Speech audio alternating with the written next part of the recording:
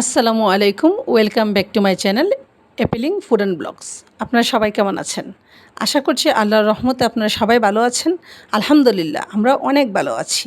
আজকে আপনাদের জন্য নিয়ে আসলাম কুমড়ো পাতার চাপার বড়া রেসিপি, যেটা আমার মনে হয় যারা চাপা পছন্দ করেন তাদের সবার কাছে এটা খুব ভালো লাগবে, আর যারা পছন্দ করেন না তাদের কাছেও খুব ভালো লাগবে এই রেসিপি। আর আপনাদের কাছে যদি আমার এই রেসিপিটি ভালো লেগে থাকে, প্লিজ চ্যানেলটি সাবস্ক্রাইব করে দেবেন, লাইক, কমেন্টস এবং ফ্রেন্ডস এবং ফ্যামিলির সাথে শেয়ার করে দেবেন।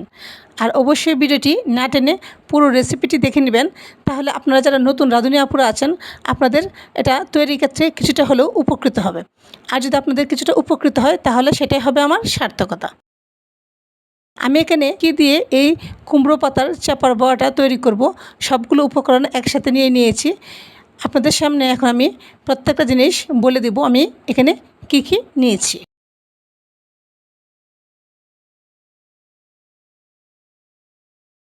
এখানে আমি হলুদ গুঁড়া নিয়েছি, লবণ নিয়েছি, কুমড়ো পাতা নিয়েছি, পেঁয়াজ নিয়েছি, আস্ত মরিচ নিয়েছি, গোটা রসুন নিয়েছি এবং পুটির চাপা নিয়েছি। এখানে আমি কুমড়ো পাতার উপরে হলুদ গুঁড়োটা দিয়ে দিলাম, তার সাথে যে লবণটা নিয়েছিলাম সেখান থেকে কিছুটা লবণ দিয়ে দিলাম। দিয়ে এখন কুমড়ো পাতা, লবণ আর হলুদ ভালো করে আমি মিশিয়ে নেব, যাতে প্রত্যেকটা কুমড়ো পাতার গায়ে গায়ে লবণ আর হলুদটা ভালো করে মিশে যায়। এতে করে কুমড়ো পাতাটার বড়া বানানোর ক্ষেত্রে অনেকটাই সহজ হবে, সফট হয়ে যাবে। আর তার সাথে কুমড়ো পাতাটা শক্ত থাকে, এটা অনেকটাই সফট হয়ে যায়। আর রান্নার সময় এটা কালারটা খুব সুন্দর আসে। তাই আমরা চেষ্টা করব কুমড়োর পাতার সাথে হলুদ আর লবণটা মিশিয়ে নিতে। এখানে আমি প্রথমে একটি কুমড়ো পাতা দিয়ে দিলাম, আবার তার উপরে আরেকটি কুমড়ো পাতা দিয়ে দিলাম, তার সাথে কয়েকটা রসুনের কোয়া দিয়ে দিলাম, মোটা করে কেটে রেখেছিলাম পেঁয়াজ, সেটাও দিয়ে দিলাম কিছুটা, তার সাথে একটা চাপা দিয়ে দিলাম, দুটা কাঁচামরিচ দিয়ে দিলাম, কিছুটা লবণ দিয়ে দিলাম। দিয়ে এটাকে ভাজ করে আমি এখন বড়াটা তৈরি করে নিচ্ছি।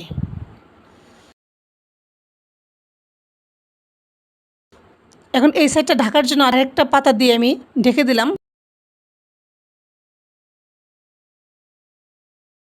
এভাবে করে আমি সবগুলো বড়া তৈরি করে নেব। আমি আপনাদেরকে সুবিধার জন্য আরেকটি বড়া তৈরি করে দেখিয়ে দিচ্ছি। প্রথমে একটি পাতা নিলাম, তার উপর আরেকটি পাতা দিয়ে দিলাম,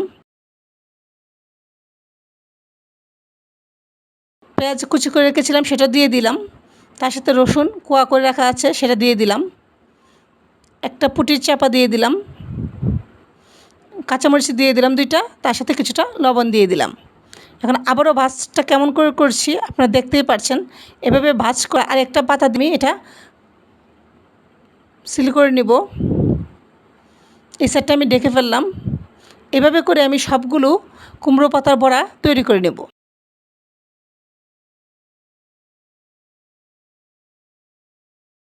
এভাবে করে আমি সবগুলো বড়া আমি তৈরি করে নিয়েছি।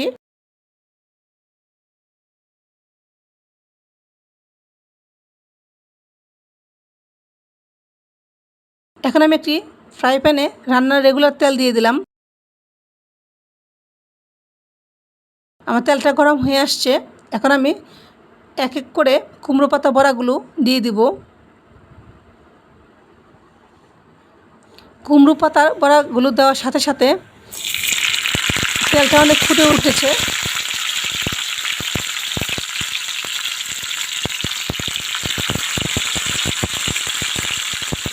আমার সবগুলো বড়া দেওয়া হয়ে গিয়েছে। এখন আমি ঢাকনা দিয়ে ঢেকে দিব, এতে করে ভিতরের চাপা বা পাতা সবগুলো সিদ্ধ হয়ে যাবে।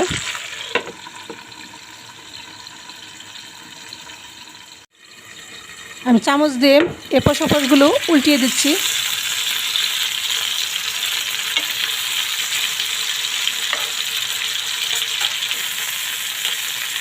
আমি দুই সাইড ভালো করে ভেজে নেব।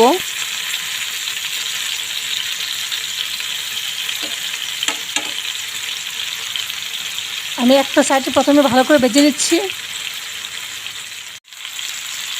প্রথম উল্টিয়ে দিয়েছিলাম, এখন প্রত্যেকটা সাইডে আমি ভালো করে ব্রাউন কালার করে আমি ভেজে নেব। আমার মনে হয় এই রেসিপিটি আমরা যদি খাই আমাদের সবারই এটা খুব ভালো লাগবে।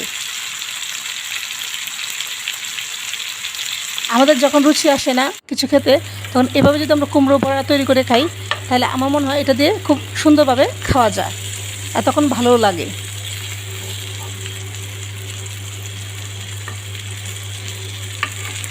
আমার সবগুলো বড়া এপাশ ওপাশ করে আমি ব্রাউন কালার করে ভেজে নিচ্ছি।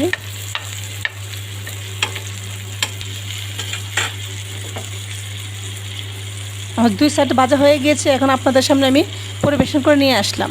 দেখেই বোঝা যাচ্ছে কতটা ইয়াম্মি হয়েছে, কতটা মজার হয়েছে।